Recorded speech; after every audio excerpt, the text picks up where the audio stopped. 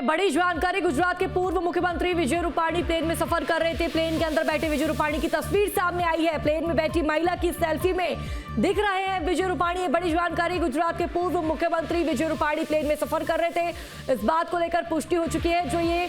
जो फ्लाइट, ये जो प्लेन है जो क्रैश हुआ है, उसी के अंदर विजय रूपाणी सफर कर रहे थे। ये बड़ी जानकारी आप तक साझा कर दें। इस वक्त हादसे से जुड़ी ये बड़ी खबर सामने आ रही है। तो प्लेन के अंदर गुजरात के पूर्व मुख्यमंत्री विजय रूपाणी सफर कर रहे थे और देखिए एक कार्यक्रम में शिरकत करने के लिए वो जा रहे थे। और देखिए महिला ने सेल्फी ली। सेल्फी में विजय रूपाणी गुजरात के पूर्व मुख्यमंत्री भी नजर आए हैं। तो बड़ी जानकारी आप तक साझा कर दें। इस बात की पुष्टि हो चुकी है कि विजय रूपाणी भी इस फ्लाइट के अंदर सफर कर रहे थे। और साथ ही आपको बता दें कि इनके साथ और ज्यादा जानकारी साझा करेंगे संवाददाता मधुरेंद्र हमारे साथ लाइव जुड़ चुके हैं। मधुरेंद्र, फिलहाल क्या अपडेट सामने आ रही है?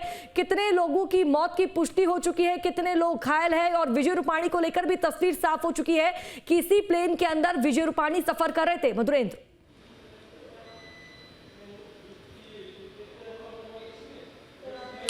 देखिए 100 से ज़्यादा लोगों की मौत की पुष्टि हो चुकी है। विजय रूपाणी की तस्वीर जो है वो ज़रूर वायरल हो रही है। उनका टिकट भी पब्लिक डोमेन में आ चुका है। एक महिला मैं देख रहा हूँ जो कि बैठी हुई हैं, उन्होंने सेल्फी ली है उनकी। और ये तस्वीर हम कह सकते हैं कि घटना के ठीक पहले की है। वो इसलिए क्योंकि आप देखिए कि प्लेन में बैठने के ठीक बाद जो है वो टेक ऑफ प्लेन करता है। और ये प्लेन तकरीबन आप समझिए कि 10 किलोमीटर भी एरियल डिस्टेंस नहीं तय कर पाता, यानी वो थ्रस्ट नहीं ले पाता। और उसके बाद ये सीधे सीधे फॉल डाउन करता है और इस तरह से क्रैश हो जाता है। तो जाहिर तौर पे अभी इस वक्त मौका स्थल पर जो लोग दरअसल राहत बचाव कार्य में जुटे हुए हैं, शवों की शिनाख्त की जा रही है। जो बचे हुए लोग हैं दरअसल घायल हैं, उनको इलाज पहुंचाया जा रहा है। प्लेन जहां रिहायशी इलाके में क्रैश किया है उधर से एक हॉस्पिटल है, वहां भी कई डॉक्टर उसके चपेट में आए हैं। तो इस वक्त काफ़ी प्रशासनिक स्तर पर देखा जाए तो राहत बचाव कार्य के अलावा अफरा तफरी का माहौल है।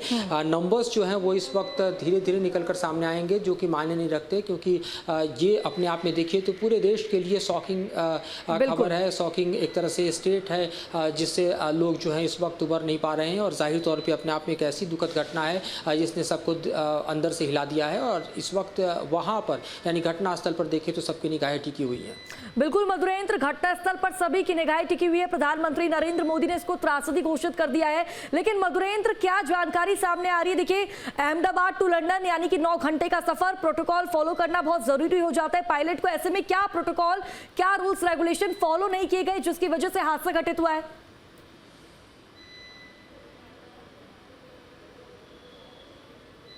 देखिए ऐसा कहना अभी बेहद जल्दबाजी होगी कि क्या रूल रेगुलेशंस फॉलो नहीं किए गए और क्या हुआ क्या नहीं हुआ।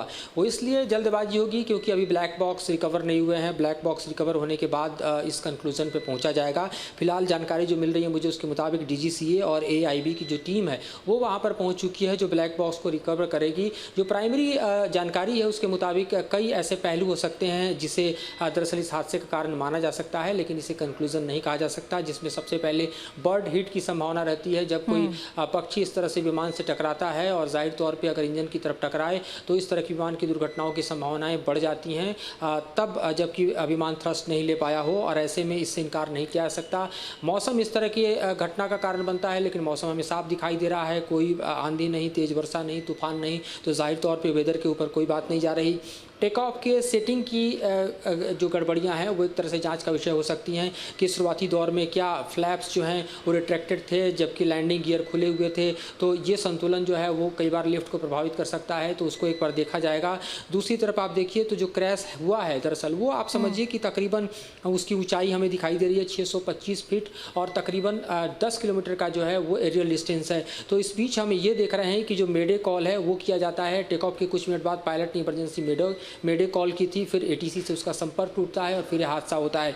तो इस वक्त की जो मौजूदा परिस्थितियां हैं उसमें कई पहलू हैं जिसमें जो टेक्निकल एस्पेक्ट्स हैं उसे देखना होगा, क्योंकि जो विमान उड़ा रहा पायलट था वो अपने आप में बेहद काबिल पायलट है। क्योंकि कप्तान अगर हम सुमित सब्रवाल की बात करें तो 8200 से ज़्यादा घंटे उनकी उड़ान के अनुभव हैं। खुद वो ट्रेनर हैं, लिहाजा उनके पार्ट पर कोई गड़बड़ी हुई हो इसकी संभावना बेहद कम है। अब टेक्निकल एस्पेक्ट जो है या बर्ड हिट है उसको देखना होगा कि वो कितना बड़ा कारण रहा होगा।